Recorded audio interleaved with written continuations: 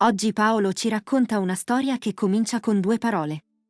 Due parole dette a cena, mentre sua moglie scolava la pasta. Paolo lavora in banca da 25 anni, il suo mestiere è accorgersi delle anomalie. E per mesi non si era accorto di quella seduta al suo tavolo. Vi avverto, quando penserete di aver capito tutto, arriva un colpo di scena che non riguarda sua moglie, e vi resterà addosso.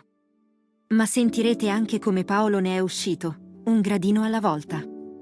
Lui ha avuto il coraggio di mettersi a nudo davanti a tutti noi. Aiutami a portarti altre storie così, lascia un like, a te costa un secondo, per noi vale tutto. E mentre ascolti, scrivi nei commenti, tu cosa avresti fatto al suo posto? Qui ogni settimana ci sono storie vere come questa, iscriviti così non le perdi.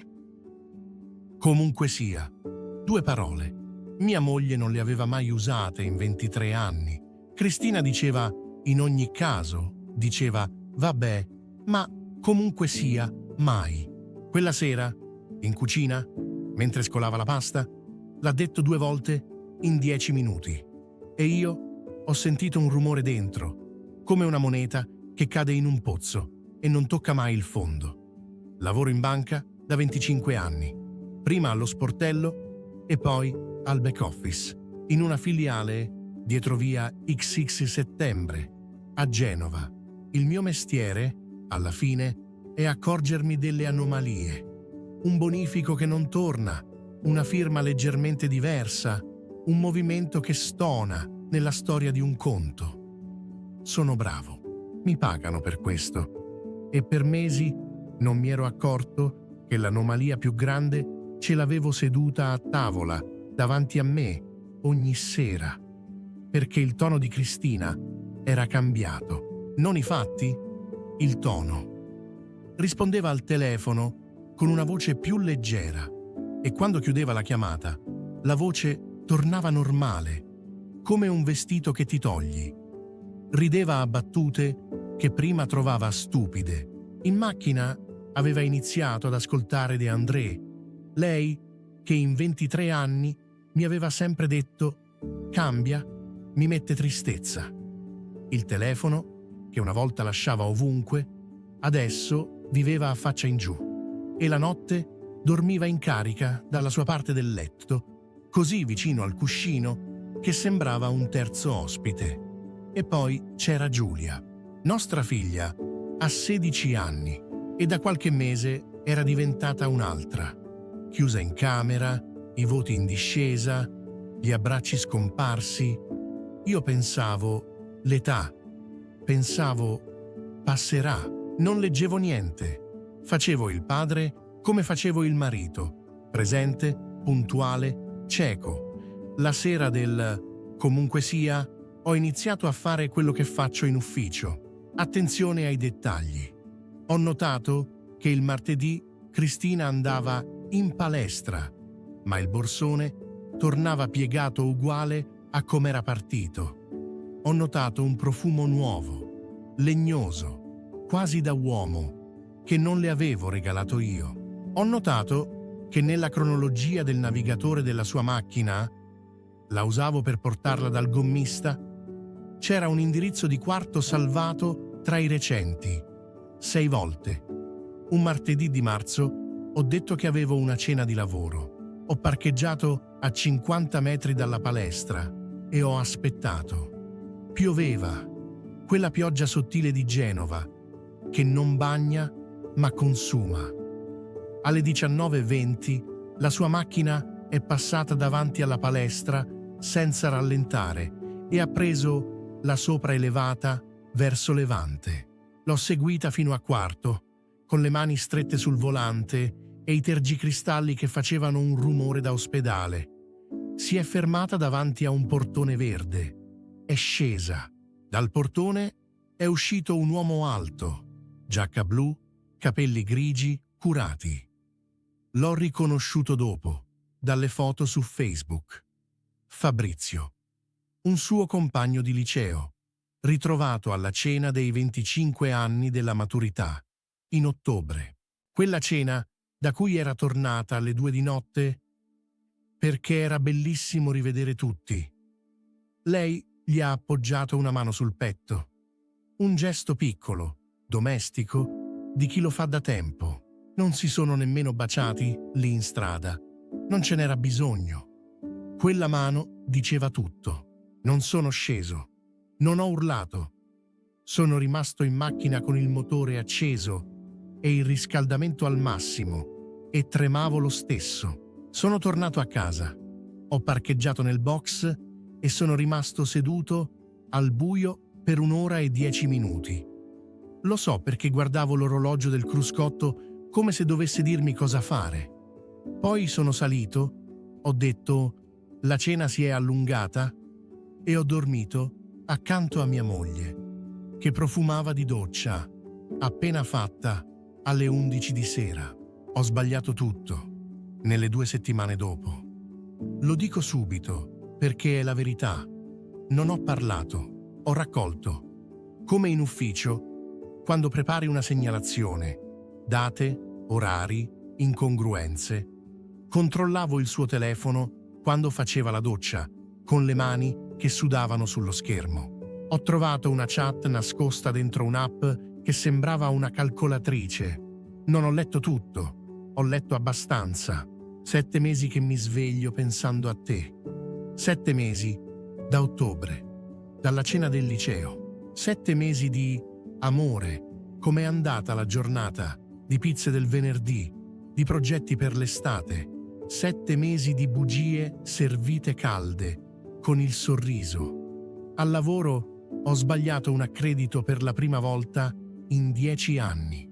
Il direttore mi ha chiesto se andava tutto bene e io ho detto un po' di stanchezza, che è la bugia ufficiale degli uomini della mia generazione. A casa scaldavo il caffè, lo dimenticavo, lo riscaldavo. 4 volte, la stessa tazza, senza berla mai. Poi un sabato mattina, con Giulia a pallavolo, ho messo il telefono di Cristina sul tavolo della cucina, con la calcolatrice aperta. Che cos'è questa? Ha guardato il telefono. Poi me. Ho visto la macchina dietro i suoi occhi calcolare le uscite possibili. Hai frugato nel mio telefono. Rispondi alla domanda. Non è come pensi. 7 mesi, Cristina. Da ottobre. Ho letto. Silenzio. Il frigorifero che ronzava. Fuori un gabbiano. È successo, ha detto alla fine. Non l'ho cercato. È successo. Le cose non succedono per 7 mesi. Per 7 mesi le cose si scelgono. Ogni martedì, ogni bugia. Hai scelto 700 volte.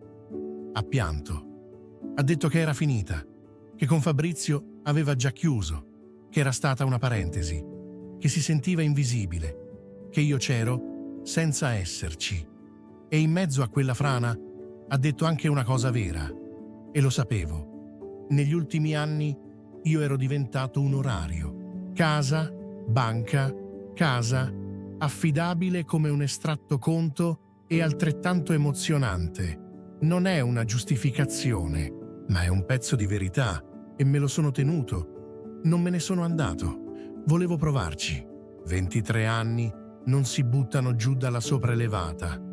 Abbiamo iniziato a parlare la sera, dopo che Giulia andava a letto. Certe sere sembrava possibile. Certe notti io mi svegliavo alle 3 e controllavo il suo telefono e mi odiavo mentre lo facevo e lo facevo lo stesso. Una notte, dopo 3 bicchieri di whisky, ho chiamato Fabrizio alle 2. Gli ho detto cose di cui non vado fiero, con una voce che non riconoscevo come mia. Lui ha ascoltato e ha detto solo: hai ragione. È stata la cosa peggiore che potesse dirmi. Con la ragione non ci fai niente. Alle 2 di notte. Ma stavamo provando. Lo giuro, stavamo provando. Finché un giovedì sera, tornando prima dal lavoro, ho trovato Giulia in cucina. Piangeva su un quaderno di matematica che non c'entrava niente. Ehi, che succede? Niente, papà. Mi sono seduto. Ho detto la frase che avevamo concordato con Cristina. Lo so che mamma e io in questo periodo siamo strani. Stiamo attraversando una cosa da grandi, ma la sistemiamo. Giulia ha alzato la testa. 16 anni e uno sguardo da 40. Papà, lo so da prima di te. Il pavimento della cucina è diventato il ponte di una nave in tempesta. Li aveva visti a gennaio, a Boccadasse, un pomeriggio che doveva essere dalle amiche. Sua madre e quell'uomo, mano nella mano davanti al mare. Era corsa a casa e Cristina l'aveva raggiunta in camera e l'aveva pregata: non dire niente a papà, lo distruggeresti la famiglia, fallo per lui. Aveva messo il segreto sulle spalle di una ragazzina di 16 anni e l'aveva chiamato amore per me. 5 mesi. Mia figlia aveva portato quel peso per 5 mesi. Ecco i voti in discesa. Ecco la camera chiusa. Ecco gli abbracci spariti. Non ce la faceva a guardarmi negli occhi, sapendo. Quella sera ho capito che il tradimento non era il portone verde di quarto. Il tradimento vero era la mia bambina trasformata in complice, in cassaforte, in muro portante di una bugia. Quello che Cristina aveva fatto a me, potevo forse un giorno perdonarlo. Quello che aveva fatto a Giulia, no. Quando Cristina è rientrata, ho aspettato che Giulia salisse in camera. Poi ho detto una sola frase, piano, senza rabbia. Ed è stata la frase più definitiva della mia vita. Potevo perdonare quello che hai fatto a me, non quello che hai fatto a lei. Non ha risposto. Sapeva. Il fondo l'ho toccato una domenica di maggio, in macchina al porto antico, con una bottiglia comprata e mai aperta sul sedile del passeggero, a guardare le gru che caricavano container come se il mondo avesse ancora un ordine. Sono rimasto lì 3 ore. Poi il telefono ha vibrato. Giulia. Una foto, io e lei a Nervi. Lei ha 6 anni sulle mie spalle. Sotto una riga. Ho bisogno che uno di voi 2 resti in piedi. Scelgo te. Ho pianto come non piangevo dal funerale di mio padre. Poi ho messo in moto. Sono tornato a casa e ho buttato la bottiglia, ancora chiusa, nel bidone del vetro. Ha fatto un rumore bellissimo. Da lì la risalita è stata una cosa concreta, per niente poetica. Ho trovato un bilocale a Marassi, 3° piano senza ascensore, con la muffa in un angolo del bagno che ho grattato via un sabato intero. E grattarla mi ha fatto bene più di tanti discorsi. Avvocato? Separazione consensuale? Da uomo di banca? Almeno i numeri li ho gestiti con dignità, senza guerre.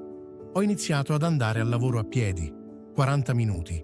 E Genova a piedi è un'altra città. Sale, scende, ti sfianca e ti tiene compagnia. Il giovedì Giulia viene da me e cuciniamo. All'inizio bruciavo tutto e lei rideva e quella risata era la mia fisioterapia. Sono andato da uno psicologo, io che pensavo fosse roba da altri. Ci vado ancora. Il martedì.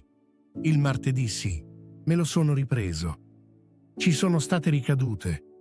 Una sera ho passato 2 ore sul profilo di Fabrizio a farmi male con metodo. Una domenica ho citofonato a casa di Cristina ormai, con una scusa idiota, solo per vederla, e mi sono vergognato per una settimana.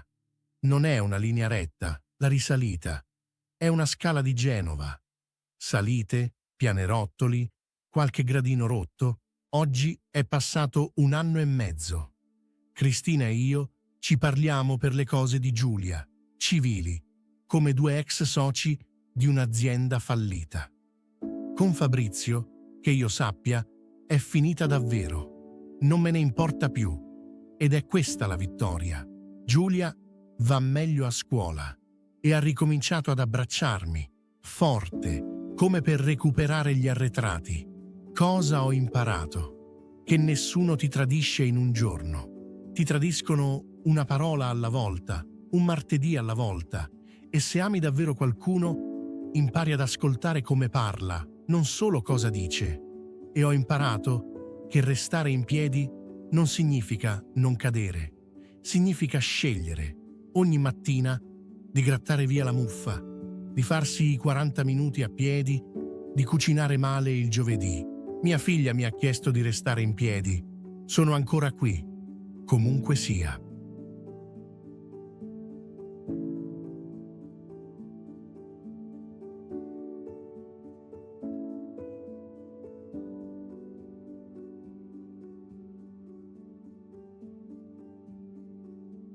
Nessuno ti tradisce in un giorno, ti tradiscono una parola alla volta. Paolo l'ha imparato nel modo più duro, ma è ancora in piedi. Se questa storia ti ha toccato, qui accanto ne trovi un'altra che devi assolutamente sentire. Ci vediamo lì.